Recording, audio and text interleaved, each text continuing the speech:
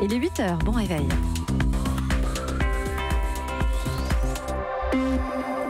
Votre matinale info, c'est jusqu'à 9h avec Nikos Aliagas. Et il manie la langue française avec justesse et avec talent. David Doucan ce matin sur Europe 1 pour le journal. Bonjour. Bonjour Nikos, bonjour à tous. 3 titres à la une, David. Emmanuel Macron ne pense décidément plus qu'à ça. Le satané prélèvement à la source. Le président de la République n'en finit plus d'exprimer ses doutes. Cette fois, c'était auprès d'élus locaux.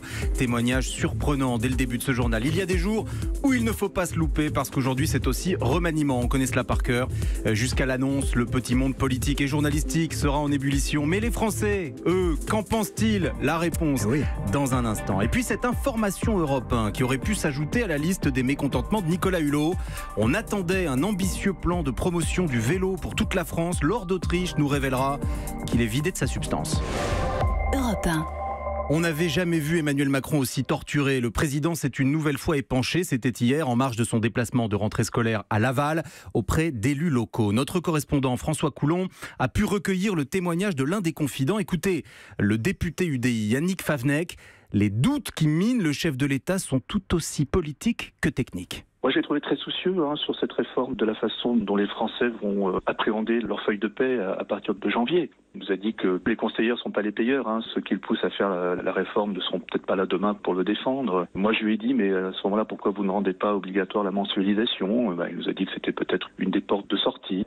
Et il vous a dit, avec ça, on peut brûler un capital politique? C'est ce qu'il a répondu à un de mes collègues. Qu'est-ce qui l'inquiète le plus? Il veut être sûr qu'il n'y aura pas de bug, il veut être sûr qu'il n'y aura pas de difficultés majeures pour nos compatriotes. Donc votre sentiment, c'est qu'il n'y aura pas de prélèvement à la source? Il est clair que les réponses qu'il nous a faites ne laissent pas forcément entrevoir une application immédiate de la réforme. Mais il ne nous a pas donné une réponse définitive d'un côté ou de l'autre. Propos recueillis par le correspondant d'Europe 1 dans l'Ouest, François Coulon. Pas question d'anticiper la décision, David? Oui, parce que tout ce qu'on sait à ce stade, c'est qu'une réunion se tiendra en fin de matinée à l'Elysée avec Gérald Darmanin, le ministre des Comptes publics. C'est là qu'il doit donner les dernières réponses à Emmanuel Macron. On nous dit que cette réunion sera décisive. Nous verrons. En tout cas, comme on vient de l'entendre, l'idée d'une mensualisation obligatoire pour remplacer le prélèvement à la source est une porte de sortie pour un président qui redoute de brûler son capital politique avec cette réforme. La journée d'Emmanuel Macron ne s'arrête pas là ce matin. Oui, c'est le genre de moment qui marque un quinquennat. Parce qu'aujourd'hui, il va falloir annoncer un remplaçant pour Nicolas Hulot. On les connaît bien, ces jours de remaniement. Le monde politique et médiatique, avouons-le, va s'agiter. Mais n'est-ce pas là l'un des signes de cette fameuse déconnexion dont on parle souvent? Nos concitoyens ont bien du mal à se passionner pour les questions de casting. Écoutez ce reportage très instructif d'Adrien Becht du service politique d'Europe 1. Avant de lancer le moindre casting, il faut d'abord avoir en tête les noms des ministres actuels. Et ça n'est pas gagné. Premier ministre Richard Philippe. Éducation, Castaner. La dame ministre de la Justice, là le nom m'échappe. Comment il s'appelle au Trésor public, le petit brun. Moi, il me marque pas en fait. Des ministres qui n'ont pas marqué, raison de plus pour ne pas tout chambouler pour Guylaine. Il faut leur laisser quand même un petit peu de temps pour faire des choses et à la limite que les actions soient plus mises en valeur et qu'il y ait plus de communication. Alors quitte à se mouiller, Monique préfère choisir celui qu'il faut garder. Celui qui s'occupe de l'éducation. Je pense qu'il est bien, lui. Je me rappelle pas le nom, mais... Jean-Michel Blanquer. Oui, voilà. Charles, lui, a Gérard Collomb dans le viseur. Le ministre de l'Intérieur pourrait faire autre chose. Sa politique vis-à-vis des migrants est pas en conformité avec ce qui avait été annoncé avant l'élection présidentielle. Bref, confirmation qu'en politique comme en foot, il y a autant de sélectionneurs que de Français. Aujourd'hui, un seul à la main, le chef de l'État. Reportage d'Adrien Becht qui a le mérite de remettre les idées en place. Oui, parce qu'on ne peut pas faire sans les principaux intéressés, les gens, les électeurs. Mickaël Darmon. Mickaël Darmon nous a rejoint. Bonjour Mickaël. Bonjour à tous. Est-ce que finalement ce n'est pas ça l'enjeu pour Emmanuel Macron, constituer une équipe qui enfin serait un tout petit peu identifiée par les Français? Mais écoutez, je peux vous dire que l'ambiance n'est pas à trouver des vedettes au gouvernement, et surtout ce qui a préoccupé Emmanuel Macron ces derniers jours, c'est quelle ampleur a donné à ce remaniement. Il se fera sur un périmètre réduit, essentiellement sur le terrain du ministère de l'Environnement, peut-être quelques secrétaires d'État pour renforcer ici ou là quelques dossiers, peut-être comme les retraites par exemple, et aider quelques ministres. Emmanuel Macron en privé a réaffirmé ces jours-ci qu'il ne veut pas griller ses cartouches pour un remaniement plus large, peut-être autour des élections européennes de l'année prochaine. Alors, est-ce qu'il y a des noms qui circulent? On en parlait aussi avec Jean-Michel Apathy ce matin, ou ça peut être un ministre surprise? Alors, on ne va pas jouer au pronostic, mais on a entendu quand même circuler beaucoup de noms ces derniers jours, allant de Sébastien Lecornu à Chantal Joanneau, jusqu'à Laurence Tubiana, l'architecte de la COP21 hier, qui passait sa journée à rencontrer le gouvernement allemand sur les questions climatiques. Mais dans un remaniement, il y a une seule certitude. On est toujours surpris. Mickaël Darmon, merci pour cette réflexion très sage. À 8h15, l'invité politique d'Audrey Crespo-Mara, le député de la France Insoumise de Seine-Saint-Denis, Alexis Corbière. Europe 1, il est 8h05. Alors une bonne nouvelle pour le porte-monnaie, oui, nous vous l'annoncions sur Europe 1 dès la semaine dernière, il y aura bientôt moins de frais bancaires pour les clients les plus fragiles.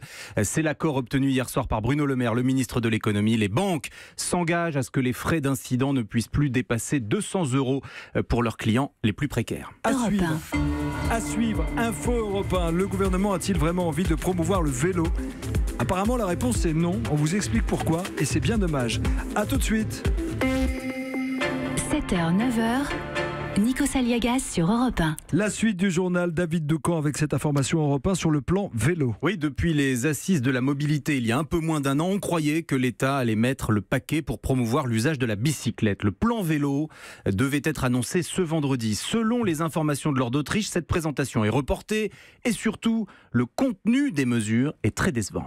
C'est un plan pour le vélo que le gouvernement voulait très ambitieux, avec une indemnité kilométrique, vélo obligatoire pour tous les employeurs, 200 millions d'euros par an, espéraient les associations, pour construire des pistes cyclables, ou encore un nouveau coup de pouce pour l'achat d'un vélo électrique. Rien de tout cela finalement. Ce plan, dans sa forme actuelle, devrait simplement afficher des intentions, mais sans objectif chiffré, disent plusieurs experts. 350 millions d'euros au total seraient débloqués pour les 5 ans qui viennent, pas suffisant pour construire un réseau de pistes cyclables d'un bout à l'autre des grandes villes, estime Olivier Schneider, président de la Fédération des usagers de la bicyclette. Ce qui coûte cher, c'est de résorber ce qu'on appelle les coupures urbaines. C'est là où il manque un pont, là où il manque un tunnel, là où il faut reconfigurer un carrefour. C'est ça dont on a besoin. Donc on espère vraiment qu'avec le remaniement, les ambitions seront revues à la hausse, de même que les moyens. Ce qu'il reste des propositions initiales, c'est notamment un numéro pour lutter contre le vol.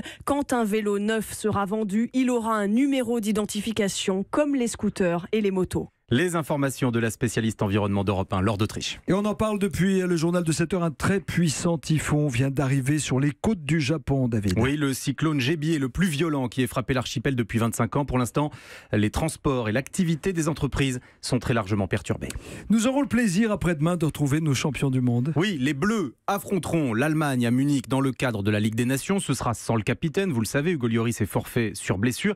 J'ai une question pour vous, Nikos. Avez-vous essayé d'acheter le nouveau maillot de l'équipe de France avec les 2 étoiles? J'ai essayé, je ne l'ai pas trouvé. Je fais le malin avec mon ancienne étoile. Vous ne l'avez pas trouvé? Pas encore. Alors vous êtes comme vous êtes comme tout le monde parce que c'est très difficile de se le procurer. 30 000 exemplaires ont été commercialisés mi-août par Nike. Et depuis, plus rien. Alors sommes-nous sur l'une de ces stratégies de pénurie artificielle ô combien agaçante? La réponse avec le reportage de Pierre Herbulot dans un grand magasin d'articles de sport en région parisienne. Des écharpes tricolores et quelques t-shirts siglés champions du monde, c'est tout ce qui reste au rayon football pour soutenir les Bleus. Des maillots 2 étoiles, il y en a eu, mais c'était bref. Benjamin Espalieu est le responsable des sports collectifs. On en a eu une cinquantaine qui sont arrivés la semaine donc du 17 août à 10h. On avait une queue devant le magasin et ça s'est vendu en quelques minutes. Tous les jours, il a des clients qui lui demandent quand seront livrés les nouveaux maillots. Tous les jours, il répond peut-être en octobre. Des clients comme Jérôme qui désespèrent en magasin. J'ai du mal à croire qu'un équipementier comme Nike soit incapable de fabriquer 80 ou 100 000 maillots en un mois. Moi franchement, après, si d'ici un mois il n'y en a pas, je passerai à autre chose. C'est pour ça que ça m'étonne vraiment. En fait, c'est surprenant. Une stratégie pour susciter l'impatience, pas forcément pour Vincent Chaudel, expert en marketing sportif. Il y avait mécaniquement un temps de production, d'arrêt de chaîne pour reproduire des maillots. Et après, le temps de l'expédition, on est sur une production en Asie avec une livraison par bateau et on peut comprendre aisément ce délai. Un délai qui permet à l'équipementier d'écouler ses maillots 1 étoile au prix fort. Il n'en reste plus un seul dans le magasin. Le reportage de Pierre Herbulot pour Europe 1. Didier Deschamps sera notre invité demain 7h45 sur Europe 1. C'est une élégance de la langue française dont les Belges veulent nous priver. Vous le savez, avec l'auxiliaire avoir, le participe passé ne s'accorde que si le complément d'objet direct est placé avant le verbe. Eh bien, d'anciens professeurs de français en Belgique veulent simplifier cette règle au motif qu'elle renforcerait les inégalités socio-culturelles. N'en doutons pas, c'est une proposition qui déchaînera les débats chez nous, en France. Merci David Doucan, c'était le journal de 8h.